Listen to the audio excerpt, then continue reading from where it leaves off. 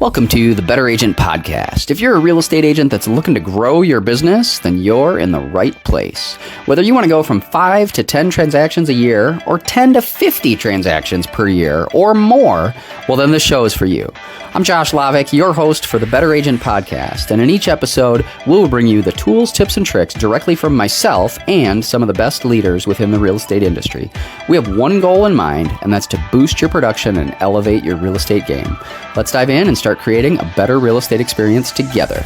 Welcome back to the Better Agent Podcast. I'm your host, Josh Lavik, and we're talking about growth like we usually do in your real estate business. So if you're a realtor, team leader, real estate agent looking to grow your business, then you're in the right place, because that's what we're talking about here. And, you know, most of my guests I've had on the show have been definitely other top agents and realtors and team leaders that are in the real estate industry. And today I've got a little bit of a different guest. My friend Chris Strouthopoulos is more of a coach in the world of business and life and all that kind of stuff, and wanted to bring on Chris to share some of his experience through the Ascent Empowerment coaching and some of what he's noticed in terms of growth, in terms of people's business and lives and everything else. So with that, I'll turn it over to Chris and let him give a brief intro about himself and kind of kick things off. Awesome. Well, thank you, Josh. Truly excited to be here. So where I'm coming from is just where I coach from is my lived experience as a Himalayan mountain guide, as a Ivy League educated professor, and as, of course, an entrepreneur and the founder of Ascent Empowerment. And what I love doing is helping people tap into the highest versions of themselves and then create a more fulfilled life.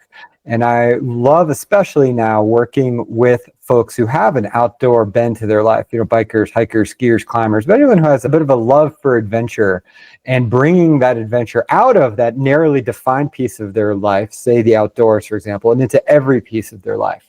But it doesn't have to be just an outdoorsman. Like, I think every realtor I've met, I want to just commend you guys and ladies, of course, for the courage it takes, because to be a realtor is to be an entrepreneur, that you're not, just showing up on a 9-to-5, collecting a steady paycheck. And I think by definition, to be a realtor, you have to have a sense of adventure, because you get to, you only eat what you hunt and kill. And that is a life with ups and downs. And when it's all rolling your way, it's just like everybody's closing and listings are just popping up like flowers and everything is, unicorns and rainbows. And when it's not going your way and you can't find a listing or close a listing for your life, you can really beat up on yourself and you can get really down and feel like, so you ride the roller coaster the way somebody who's just, collecting the steady 9-to-5 would never experience. So I think that says a lot about the people who are drawn to this profession.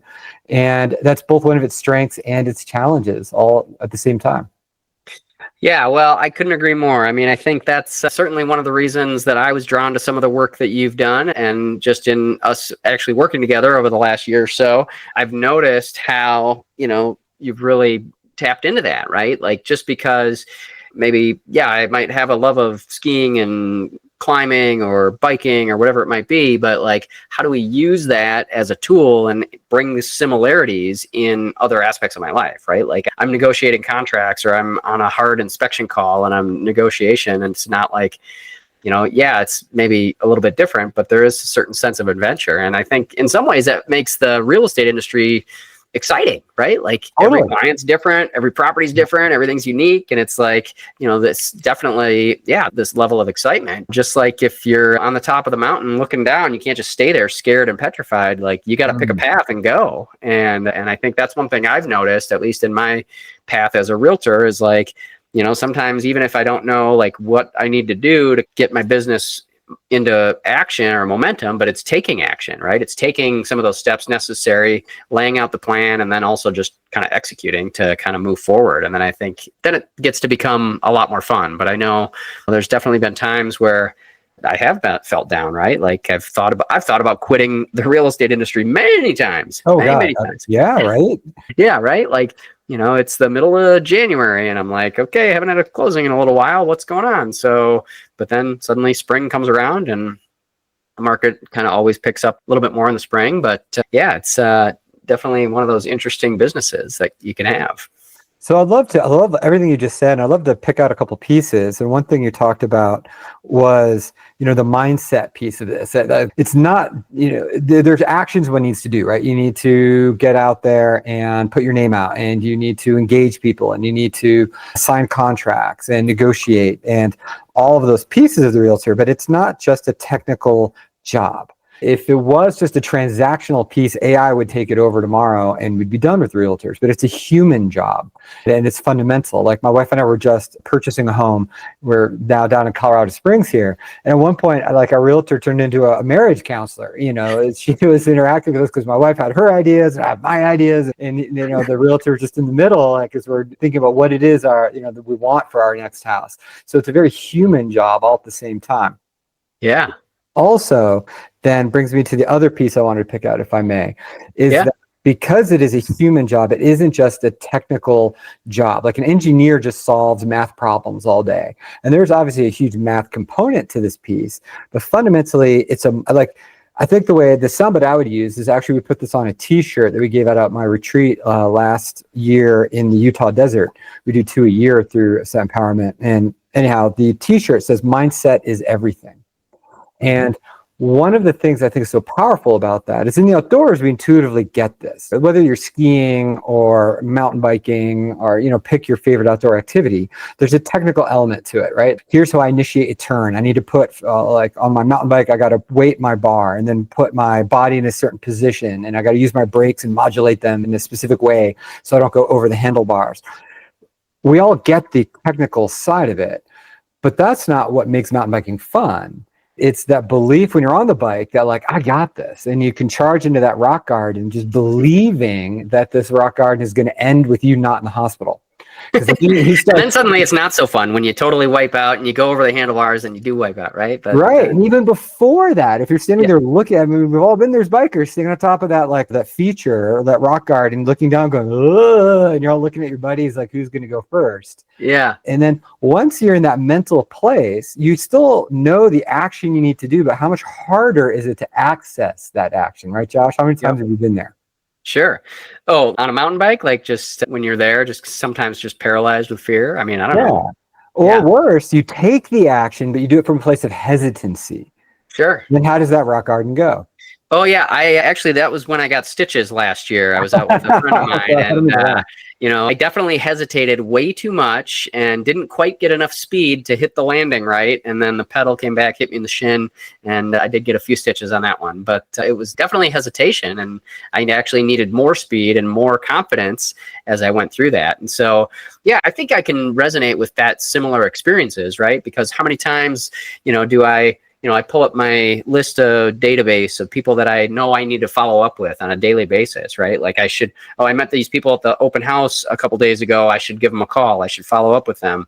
And like, oh, I don't know. Well, maybe I'll check my email, or maybe I'll work on this marketing piece, or maybe I'll do whatever. And I kind of hesitate. And I hesitate on the activities that I know will kind of move my business forward, right? Which those are the conversations. Those are the human elements that you're talking about, right? Like it's not investigating the next AI tool. It's really, how can I go deeper on some of those existing contacts and conversations and those relationships with those people that are already in my world. They're already in my database, in my system, in my sphere, right? People I know, people I've come across.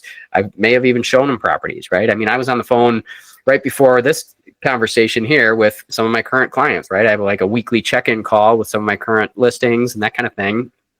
And part of it is, you can sometimes delay that stuff, but like you just need to, I think, really bring back that focus of what's the right activity to move you forward and gain that. Yeah, and if I may jump in here, I think what you said is so powerful is it's not just the activity. Like in the thing about almost every enterprise that humanity is doing actually boils down to something quite simple. Knowing how to do anything is actually fairly simple. You can just Google it if you want to, whether it's build the next widget or if you want to. I mean, ChatGPT is going to tell you, right? Like the answers of the actions we need to do are rather simple. Like, for example, dieting. 2/3 of Americans are overweight or obese, right? The action needed to lose weight is simple. Eat less, move more. I forget the stats, but the overwhelming majority of Americans are in credit card debt.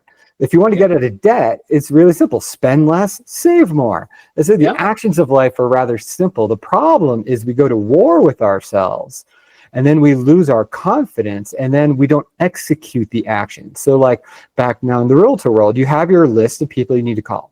And how many people have found 100 things to do around your office rather than pick up the damn keyboard or the phone and make those calls? And so we go to war with ourselves because fear and hesitancy and doubt and all these other beliefs, which are all mental thoughts and mental states, emotions are mental states. And from us, if we have a feeling of doubt, then we create a thought that comes out of that. Because the research is really clear that emotions drive thoughts, drive actions, actions create results.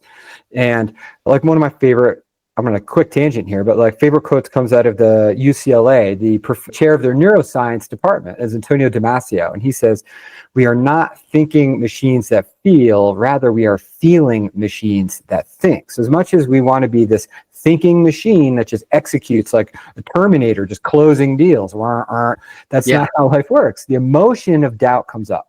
And then from this emotion of doubt, we think, what if this person says no? Or what if, I get a lot of resistance from them and they start making their objections or their excuses, or they're not just saying yes. And then what if this is going to be just like that last call that ended really badly and that person didn't, for whatever reason, didn't close or went to one of my competitors. And that was then a whole trigger of other negative emotions. And this becomes self-reinforcing. So then the action becomes hard to take. And so I like to reverse engineer this. Instead of saying, what is the action I need to take? We all know the action, eat less, move more, right? Let's start with what's the emotional state I need to access before I even think about or get into the action phase, because the battle's won or lost before you pick up the phone. How many times have you picked up the phone and been, just we described in that rock garden, been hesitant entering it, being like, so, especially maybe in your early days, my name is Josh, and I know it's like, that's how I was when I got started, right? Like I'm a coach, and do you want some help? I'll coach you. Come here. Hold on. No, I think I love what you're saying here, and I think it's resonating. It's, how many times I think where we come to mind is, right, it's like you almost have to psych yourself up, right? Like you got to psych yourself up mentally, right? It's that mindset, that belief in yourself. Like, who do I want to become when I pick up the phone? How do I want to feel? And kind of putting yourself in that sort of state of mind of the best version of Josh or Chris or whoever, right, when you show up, right? And I think trying to be intentional of having that sort of mindset and putting that on is going to give you the confidence to hit the rock garden or make that call or do the thing or follow up with whatever. So right, like same as on when you show up and you want to sail off that rock feature and you said and hit the transition. That's the most powerful version of Josh showing up on the bike. Totally. And I love you're integrating so much of our coaching. I love hearing this in just the way you're talking right now. So what is the most powerful version of Josh as the realtor? It's easy to define that on the bike, harder to define that outside the outdoors, right? So when you are in your most powerful state of being, who are you, Josh? Yeah. Well, I think for me, I've noticed when I'm at my best with clients or potential clients, it's when I've done the research and I feel confident in the advice that I'm giving about pricing, negotiation strategy, whatever it might be. So I think as long as I've done that research ahead of time or am fully prepared to do that, then I show up much more powerfully. So if you're not doing that's the action you did, but the action creates an emotional state. Now, powerfully, what does powerful Josh sound like? Well, so I think that's one thing. That's the action, right? So I think the sound like is intentionality. Well, I don't know if this is the right answer or not that you're driving at, but there's no right answer. I'm just asking you, right? I know. Well, I'm telling you, I think the interactions I'm having are when I'm a better listener, right? When I show up and I'm able to fully hear and almost mirror match, reflect back to whatever I'm hearing from my clients, what is important to them. And I've had many experiences, like you talked about, right? Where maybe husband and wife are on one page, husband's on one side, wife's on another. And how do we get them to both feel fully heard, validated, understood, and then find a property that does fit both of their needs. I think that's the skill set. But I think it's, the times that I think I am at my best is when I just take a deep breath and I slow down and I'm fully present and I'm able to just listen to that potential client and connect. I love that. Notice in that listening, you're putting your needs aside and really putting theirs in the forefront. And notice that's a sign of security, because when we're insecure, that's often when we talk and we over talk and we then dominate conversations. Like, I need to add my value. I got to prove to them how good I am. I need to, wow them with this, over the top. This is the best house ever. I'm kind of making a joke out of it, right? But how many times have you seen green realtors do that and overdo it? Oh, I'll never forget my first listing appointment. I made sure they saw every page in my flip book. I mean, they had to see everything. Yeah.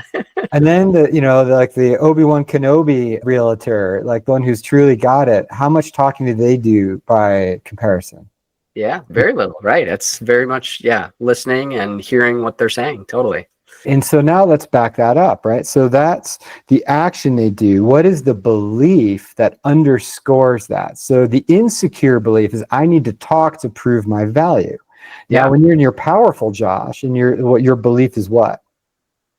That I already can get if I don't know the answer, I can get it. And I already feel confident in my ability to add value. So notice that you're confident. That's an emotion. From confidence comes this belief that I will find a way to add value. I don't need to artificially add value, right? It's going to happen organically and naturally when we're in rapport with the clients. That's a very subtle but different belief, right? Sure, for sure. No, that's true.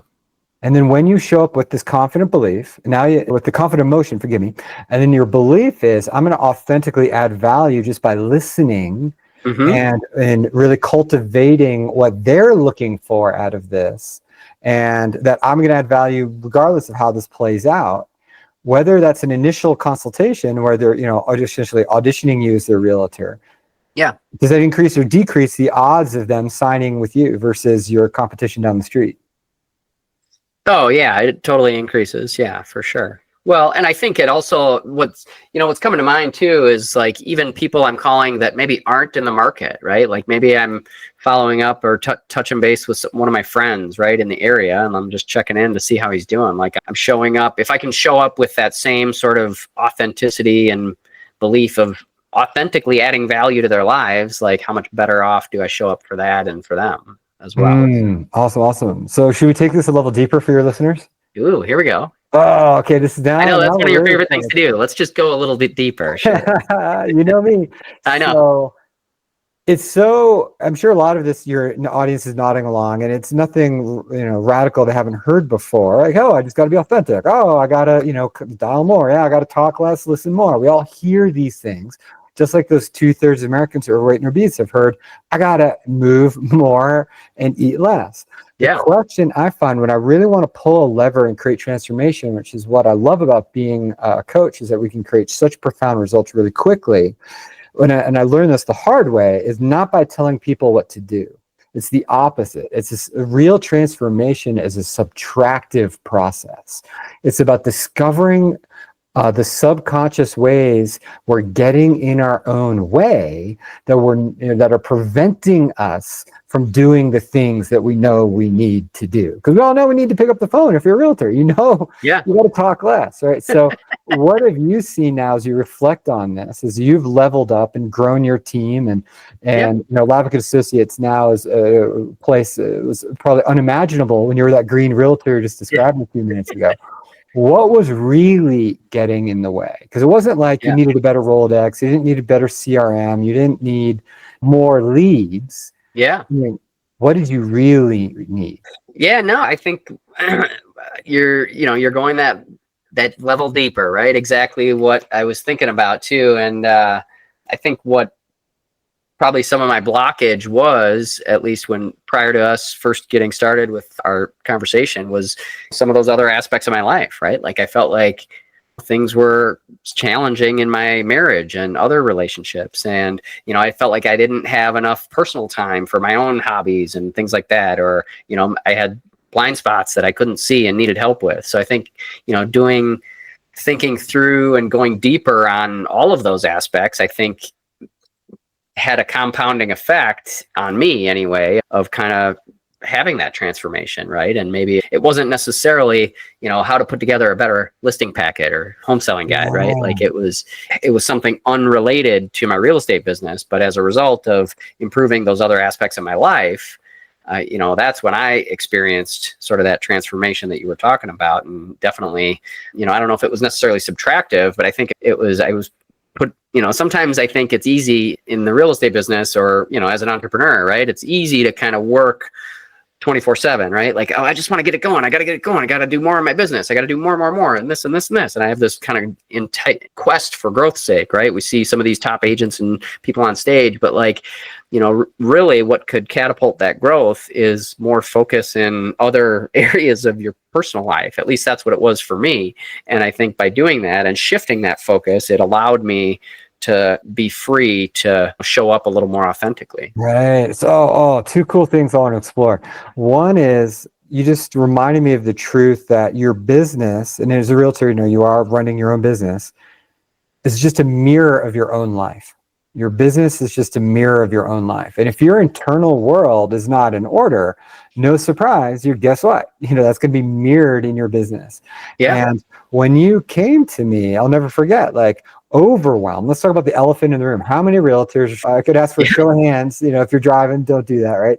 Like, how many struggle with overwhelm? Because the list is endless. And the to-do list, forgive me. And I remember you were even saying at one point, you're like, I've dreamed about just like throwing my arms in the air, moving back to Colorado and being a ski bum, right? Yeah. There's that fantasy that you're harboring in those dark moments that everybody faces during overwhelm. And obviously that doesn't align with your life. You're a father of 3, you have a successful business. There's no way you're actually going to do that. No. But that fantasy was again, a mirror of some of that lack of alignment and that overwhelm that you're feeling in the personal life. And that overwhelm, notice, do you still feel that way now? Mm-hmm. Sure. So that's the question. Do you still feel overwhelmed on a routine basis? Occasionally, not quite as much, not quite as often. Yeah. So notice that's something that it's never going to fully go. I got moments of overwhelm too. Anybody tells you he doesn't, they're lying to you. I've met the Dalai Lama. He says, describes his moments, right? The question is, how much are they now getting in the way though? Yeah. How much is overwhelm then becoming the invisible head wall, preventing you or slowing you down, causing you to be less efficient, not charging into the list of calls you need to make, with charging it with hesitancy rather than clarity, presence, and confidence. So notice when you dial that down, we take that off the table, what grew in its place? When I dialed down the overwhelm? Yeah. I think what's coming to mind for me is actually something that you had us work on before, which I think really helped dial down that overwhelm. And that's actually journaling a lot more, right? Mm-hmm. And having that process of just self introspection, reflection, and also a shift in focus, right? Shifting to notice, what are the wins? What's the positive aspect of my life, right? Like everybody can focus on the overwhelming endless to-do list, right? I've got a giant to-do list everywhere. Okay. Like my desk is full of a bunch of checklists and things to do. And, I get home and there's stuff to do with my house and my kids and everything else. And then whatever, there's always stuff to do. But like, I think what has helped me not feel the overwhelm as much is just taking a breath, taking a moment to pause and intentionally focus on and notice what's the win, what's the gold, what's the good thing within whatever it is that day. And doing that on a repeated basis to see the positivity. And it's just brought a total shift in focus for myself and the ability for me to feel a lot less overwhelmed. Absolutely, right. And that's thank you for sharing that. And now we'll give your listeners a practical tool in just a moment of how you can do that. One of my favorite journaling practices. But the truth of what you're saying is that, to go back to an outdoor metaphor, we can't make the backpack lighter. Like you got to make those calls. You got to, go out there and put together the packets, and you got to show up to closings. But what we can do is make you stronger. Yeah. And one of the ways is by learning the skill, and I say the word skill very intentionally, of controlling your focus. because most of us are very poor in this skill, and we let the external world dictate our focus. And our brain, if we get into the neurosciences, this is a hazard recognition machine. Our limbic part of the brain, the amygdala, the fear center, is one of those active parts of the brain. Because that's an evolutionary design to keep us safe when there were like saber-toothed tigers and stuff running around. And so if we want to look for what's wrong, your brain will just zip right in on that. And the studies to back this up are overwhelming in how clear the trend is. Now, like, it depends on what study you look at, but on the low end, it's 50%, but on the high end, 93.6% of all our thoughts are negative. Again, low end 50%, high end 93.6%. Now, why is the gap so large? Because scientists can't agree on what exactly is a thought. Where does one thought end and when does the next begin? And how do you define negative versus positive? So depending on how they define the study and the terms, you're going to get a slightly different number at the end. But point is, it's the majority. Yeah. So if we're not controlling our focus, we're going to focus on what's going to go wrong. What if I don't call this client? Or this client's upset? Or what if I'm late? Or what if they do this? Whatever. And then the coulda, shouldas, and wouldas come out. And then we're burdened by the backpack suddenly feels crushing and our legs feel buckling and we're gasping for breath just trying to get through our day. And when you shift your intentional focus to what's right, you say the wins, what is going right? What am I grateful for? What am I accomplishing? How far have I already come? Suddenly, like going up a mountain, instead of the mountain feeling overwhelming, the mountain feels exciting to climb. It's the same mountain.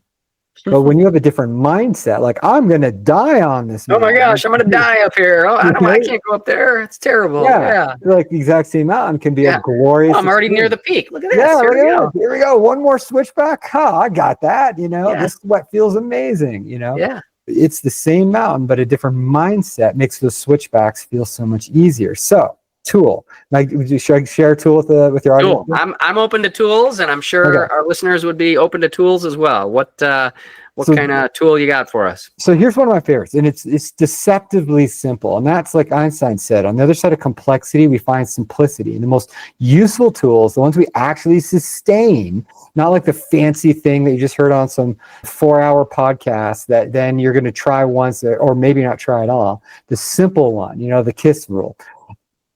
Yeah. Every day, 2 minutes, 30 seconds, if that's all you got. Everybody's got 30 seconds. Take out a piece of paper and write down 3 things, 3 wins. And you get to define what a win is. A win could be something that went right. And I do it this reactively yesterday. So retrospectively, forgive me. Mm-hmm. So I'll do it in the morning and I'll think back this morning. I woke up and I was like, what was great about yesterday? And I sit there and I list, 3 things out. I went to Metallica last night. That was a 30-year goal. I know, right? Like Metallica, look out. So I was a high school kid. I was a total metalhead. I'm totally not into metal now. It's kind of fascinating to go back in time. But I was like, I went to Metallica with my friend Bellino, and that was incredible. 30-year dream achieved. So it could be something big, or it could be something really small. I saw a beautiful sunrise yesterday coming through my window as I woke up in my new place. And I was just like, God, I'm in Colorado, and that is an amazing sunrise. And I grew up in Connecticut. This is an intentional choice to be here. That sunrise is gorgeous. And then just 3 little, there could be something like, man, I had a great burger yesterday. Oh, that made me happy. Or something my friend told me, that conversation I had, just whatever's right. List 3 things. It could be things you're grateful for, things that you're celebrating, things that you accomplished, moments you just smiled. So 3 things every day. Now, the research around this, one of my favorite studies had a group of clinically depressed subjects do this. So not just like you and me or people who are a little down on life. I mean, diagnosed. Is this really going to make a difference, Chris? If I start writing all these down, what you're really going to move the needle? Right? I mean, really? Yeah, come on. I think good thoughts all the time, right? No, for real. So they had clinically depressed people do this for 30 days. 96% of them reported higher levels of happiness at the end of 30 days. 30 days? Yeah, 30-day practice. Okay. 96% clinically depressed people. Diagnosed 30 days. So there you go. If you're out there listening to this and you're struggling with overwhelm, you're tired of your business, you're frustrated, do this for 30 days. 2 minutes, 30 seconds. 2 minutes, 30 seconds every day for 30 days, what an impact that could make. Because if that works for clinically depressed people, imagine what it can do for people like you and me, for your listeners. Yeah. I've been doing this for 14 years. One of my clients I was just catching up with, Scott, he keeps his running list. I do a new list every day. He's now at 5,200 on his list. And he's like, now it's just my habitual way of being. He just like wakes up and life's going great. Like, it doesn't mean he doesn't have problems. Oh yeah, the problems are still there. But he's focused authentically, not in like the old, what's that old Saturday Night Live about affirmations, Stuart Smalley. It's not like the Stuart Smalley stuff where you're lying to yourself. Scott authentically has conditioned his brain, instead of defining threats, to finding what's right with his life. And now he's gone from divorced to he's engaged to an amazing woman. He's gone from $60,000 in debt to he just bought a house in Austin. He's gone from like, I'm overwhelmed. And he said, I always needed a 6th gear. I just couldn't, there wasn't enough of me and I just didn't have enough time, to thriving in his career, paying off all that debt and buying a house. Man, and most awesome. of all, he's got time, free time for his personal pursuits, the things he loves to do, one of which is mountain biking. Yeah. And so the number one thing he pointed to is we were just catching up. He's like, Chris, every day I'm writing down my 3 wins. I'm up to 5,200 and whatever it was. There you go. There's the challenge. There's the tool. Number one thing. So simple. 3 wins for the day. I love it. So start with that. And then if that works, we can lever from there. But like, Atomic Habit style, it's the little things with accumulation, the little 2% gains makes so much of a difference. Totally. Absolutely. For sure. Well, very cool, man. Well, we've chatted about a lot of different stuff, a lot of different things. Is there anything else that's maybe on your mind that you think we could chat more about, that you think our listeners might find value in?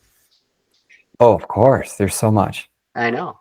The most important thing I would emphasize again is that the battle is won or lost before you ever step onto the field. And that's most true, not just in athletics or in war, but in business, in your work as a realtor. And people think your most important job is managing my to-do list.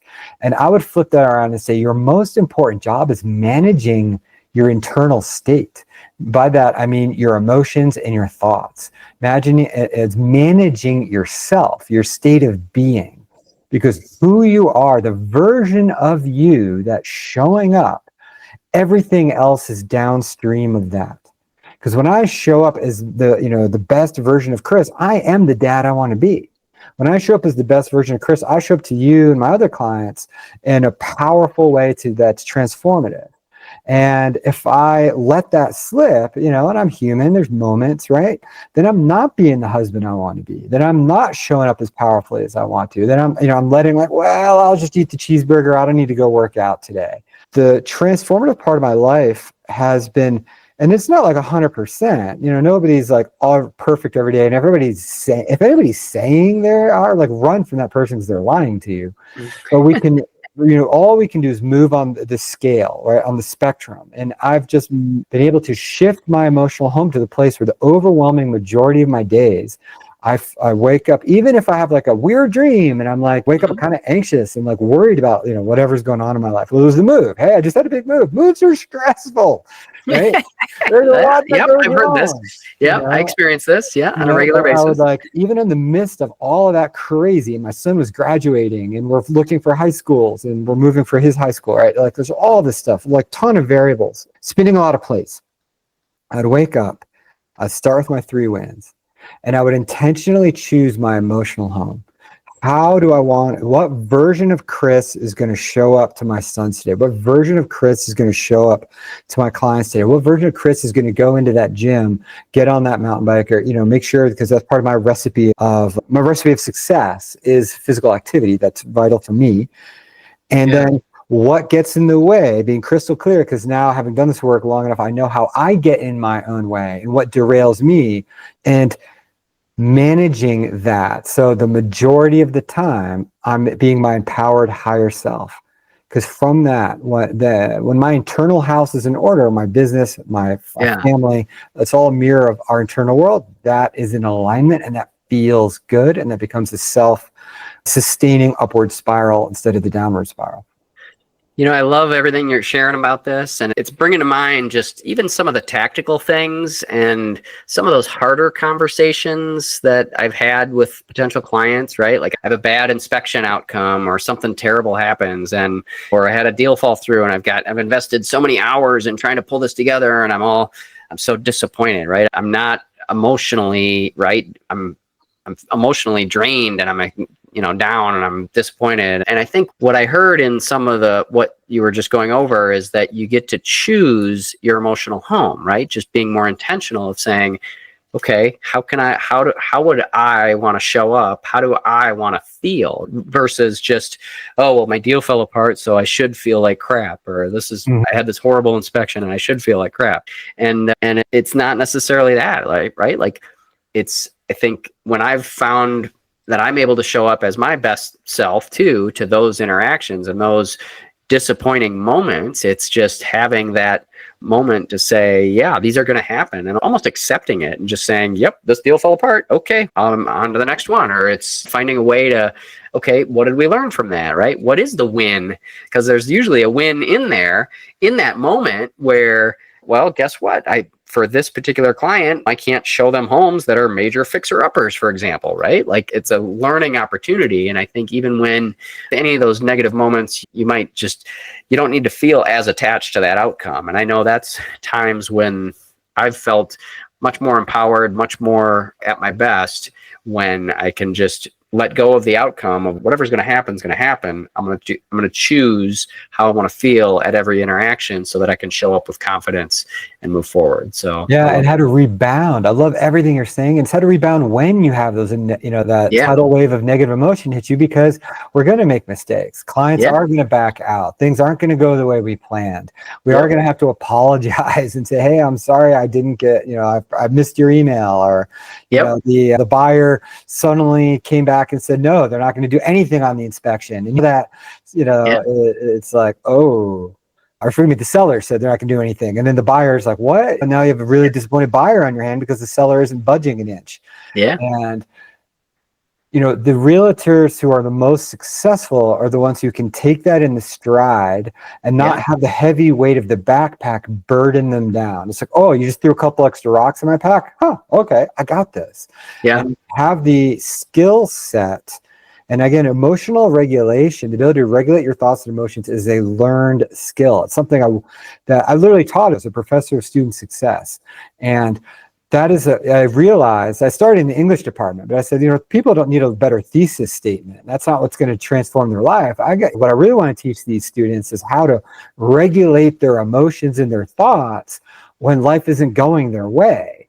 Mm-hmm. And that's when I systematized that, turned it into an entire program. And that's a whole nother aside about how we raised our campus-wide GPA by over half a letter grade, and which is literally thousands of more students graduating simply by teaching them how to do exactly what you said. Is when life is throwing you lemons, how to make the lemonade. Now that sounds great, but what's that look like in practice, and giving them actionable tools? And unfortunately, in a podcast like this, we can't give you all of them. That's way outside of what we're doing here. But even just that simple, if you only do one, we don't want to overwhelm your menu here. Listeners. Just start with the wins. I don't want to give you 5 to do and have you do none of them. I'm going to give you the one that's going to pull, that I've done literally with thousands of people at this point, and they have come back to me and said, if I'm only going to do one thing, that one lever, man, is the gateway to so many other opened door of possibilities.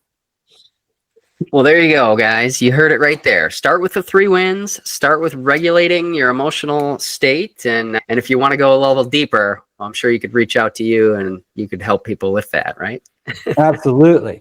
And 2 points to say, and I want to be very clear on the intentionality. What we don't want to do in the 3 wins is just do it as a checklist, like bam, bam, bam, on to the next thing. The reason we're doing the wins, and this is what people aren't talking enough about, is that you're doing it to shift your emotional home. When I'm writing my wins, I'm like listening to Metallica again, and they're playing one, and then we're right into Enter Sandman, and that was the grand finale, and the pyrotechnics are going off, and I'm feeling the heat again. This morning as I'm journaling. When I'm sitting there watching that sun, writing, just scribbling that quick note about the sunset, I see the sunset in my eyes. When I'm scribbling that little note about my friend just saying that kind word to me and we shared a moment, like I'm back there. And when we do that, you feel better. And that's why those 6% of clinically depressed people felt better. And they continued to feel better measurably 6 months, 9 months later, even after they stopped doing it, because they'd conditioned an emotional home, the ability to feel better, and which is a skill. So listeners, I can't emphasize enough. Doing this practice is a game changer. Now, it's just that's like the 101, and there's layers beyond that. If you're interested in that, I'm sure, Josh, you have notes at the end of the session, how you can reach out to me. Yeah, we'll definitely include some links in the show notes, and for people that want to reach out to either Chris or myself to talk more about some of his coaching, or if you're interested in talking more about the real estate business, you can feel free to reach out to me, and I'm happy to talk to anyone that might be listening more about that. Absolutely. Yeah, and real quick, you're some of my favorite people to work with. As I said from the beginning, you guys are all, and ladies are all adventurers. To be a realtor, it takes a special mindset and orientation and ability to embrace risk. And from that is why you're able to reap the rewards that you do. Because I'm sure a lot of your friends are like, why did you get that commission? Is how much? And people have trouble understanding that, but they don't understand is that the emotional risks and financial risks that you're taking by this path. And I want to celebrate that. Says so much about you as a human being. Yeah. Well, I think it's that part of that is uncertainty and risk of anyone starting a new business, right? New business venture, right? You give up the W-2 salary of a, normal, quote unquote, normal job, or even as a professor, I'm sure had some certain level of risk and uncertainty when you launched your coaching company. And so, the most terrifying thing I ever did. Are you kidding? I left tenure. People thought I was nuts. Like here I was. I went to the Ivy League. I got my professorship. I was tenured. Like that's the top of the world, and it's even harder to get tenure than it's ever been. Because I had a job for life. Yeah. Barring I didn't have some ethical violation, like there was nothing that I could sailed all the way to retirement. And that wasn't in alignment with how I wanted to be. Like I'm inherently somebody who is curious and wants to climb that mountain and find out what's the mountain behind that mountain. Sure. And that rock climber, mountaineer within me, the Himalayan mountain guide, that was like, what else can I do? And I found the confines of academia limiting after a while. And sure, I could have coasted to retirement, but I was 12 years in. But I didn't see like you were saying earlier, you're wired for growth. I am too. And I didn't see the personal growth by staying stagnant. I just saw stagnation. Sure. Staying at the college. And that's when I left. It was honestly like, besides having my kid, that actually probably is the most terrifying thing I've ever done. Career-wise, though, by far, and then venturing off on my own to found Ascent Empowerment, not knowing that it would work, knowing that I am untraditional in my background, that you're a mountain guide, you're a professor, and you're a coach. Like what? Yeah. And how are you going to combine all those things? Like, I wasn't just following the beat of someone else's drummer, this well-worn path. And finding the other guys in the program and helping them show up as this, the skier, the mountain biker, their trail runner, and bringing that most powerful, their favorite side of them out of the outdoors and into work on Monday, at home to the dinner table, to those they love, has been the most rewarding thing I could possibly devote my life to. So it was the best decision I ever made to leave the college, even though it was terrifying. Yeah. Even though it was terrifying, and you did it anyway. So nice job. I love that. Well, very cool, Chris. Well, I loved where this conversation went, and I love that. I appreciate you coming on the show and dropping lots of gold and lots of nuggets with our listeners. And thanks again so much. So, any last words you'd like to say before we wrap things up? Yeah, if you're at all curious, just reach out. AscentEmpowerment.com is my address. Ascent like climbing, empowerment like feeling awesome. And I have a heap of other tools. I love helping people. I run free trainings all the time. There's all kinds of ways you can plug into my world. And if any of this piqued your interest, don't hesitate to reach out. Very cool. Well, cool. Well, that's our show today on the Better Agent Podcast. Again, I'm your host, Josh Lavik. And if here with Chris Strouthopoulos from Ascent Empowerment. And I hope you guys got some nuggets that can help you grow your real estate business wherever it is and wherever you want it to go to. So thanks for that. And tune in next time as we interview other guests having similar conversations about growth and how it might impact your world. Thanks again. Thanks for tuning in to the Better Agent Podcast. I hope you found today's insights valuable. Don't forget to subscribe and leave a review if you enjoyed the show. Stay tuned for more tips, Q&A sessions, and sneak peeks into our 21-day challenge. To get full access of our show notes and more details on the 21-day challenge, go to abetterrealestateexperience.com. Keep striving for greatness, and I'll see you on the next episode.